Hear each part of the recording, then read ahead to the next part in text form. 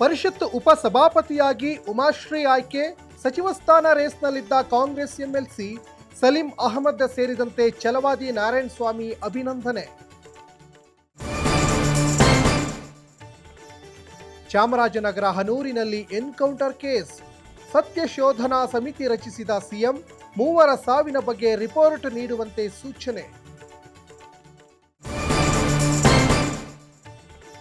ಜೈಲಿನಲ್ಲಿ ಪವಿತ್ರ ಗೌಡಗೆ ಅನಾರೋಗ್ಯ.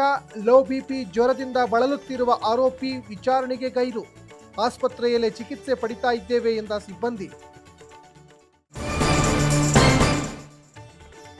ಮಂಡ್ಯದಲ್ಲಿ ಆರದ ಕಾವೇರಿ ಕಿಚ್ಚು. ತಮಿಳುನಾಡಿಗೆ ನೀರು ಬಿಟ್ಟಿದ್ದಕ್ಕೆ ಅನ್ನದಾತರ ಪ್ರೊಟೆಸ್ಟ್. ಮಣ್ಣು ತಿಂದು ಸರ್ಕಾರದ ವಿರುದ್ಧ ರೈತರ ಆಕ್ರೋಶ.